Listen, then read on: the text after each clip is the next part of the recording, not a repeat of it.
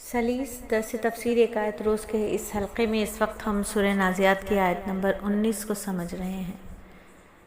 آیت نمبر 19 میں اللہ تعالی حضرت موسیٰ علیہ السلام کو فرما رہے ہیں کہ وہ فرعون کی طرف جائیں، اور چونکہ وہ سرکش ہو گیا ہے، اس سے پچھلی آیات میں اللہ نے فرمایا کہ موسیٰ فرعون کی طرف جائیں کیونکہ وہ سرکش ہو گیا ہے۔ اب اس آیت میں اللہ فرماتے ہیں کہ اور یعنی موسیٰ علیہ السلام فرعون سے ہی بات کریں کہ اور میں تجھے تیرے رب کی طرف رہنمائی کروں تاکہ تو ڈرے۔ موسیٰ علیہ السلام جائیں اور فرعون سے ہی بات کریں، کیا کہیں فرعون سے کہ میں تجھے تیرے رب کی طرف رہنمائی کروں تو ڈرنے لگے، یعنی اب فرعون ڈرنے لگے۔ میں تجھے تیرے رب کی طرف رہنمائی کروں، اپنے حقیقی حاکم اور مالک کو راضی کر سکتا ہوں، اور جس راہ پر چل کے تیرے دل میں اللہ تعالیٰ کے احکامات اور سرکشی کرنے کی سزا کا خوف ہو جائے، اور اسی کے نتیجے میں آئندہ تو سرکشی سے اور نافرمانی سے باز آ جائے۔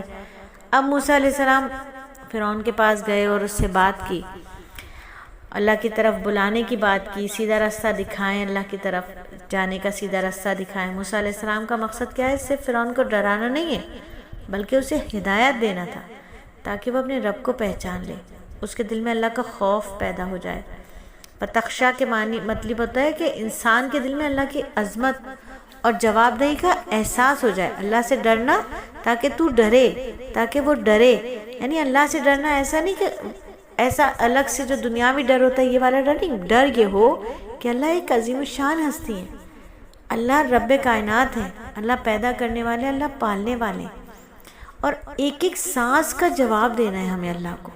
تو یہ ہمارے دل کے اندر اللہ کی عظمت، اللہ کی وحدانیت، اللہ کے جلال کا اتنا ہمارے دل کے اندر ہو جائے یہ سب کچھ پیدا، کہ ہمیں جواب دہی کا احساس پیدا ہو جائے کہ ہمیں اللہ کو ایک ایک لمحے کا، ایک ایک سانس کا جواب دینا ہے۔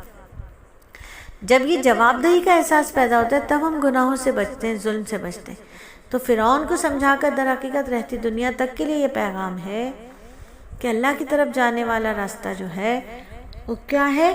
وہ ڈر کا راستہ ہے، تقوی کا راستہ ہے، چھوڑ دینے کا راستہ ہے۔ ہر بری چیز، ہر بری شے، ہر وہ چیز، ہر وہ شخص، ہر وہ شے جو ہمیں اللہ سے دور کر دے، ہر وہ چیز، ہر وہ شخص، ہر وہ شے ہم سے دور ہو جائے، تو وہ ہمارے دل سے دور ہو جائے۔ بس ہمارے دل کے اندر کیا ہو؟ اللہ کی عظمت ہو، اللہ کو جواب دہی کا احساس ہو، تو ہم انشاءاللہ تعالی اس راستے پر چل پڑیں گے جو ہدایت کا راستہ ہے، جیسا کہ اللہ تعالیٰ نے حضرت موسیٰ کے ذریعے فرعون کو ہدایت کے راستے کی طرف بلایا۔ تو اصل کامیابی کیا؟ اللہ کو پہچاننے میں، اللہ سے ڈرنے میں، اللہ کا وہ خوف جو انسانوں کو برائیوں سے روک دے۔ اللہ رب العزت جو ہے، بس ہم دعا کریں گے کہ اللہ ہمیں ان نشانیوں پر تدبر کرنے والا بنا دے، کہ ہم اپنے رب کو پہچاننے لگیں، اپنی زندگی کو اس کی اطاعت کے مطابق گزارنے لگیں، اور یہی اطاعت جو ہے، یہی ہے دنیا اور آخرت کی کامیابی۔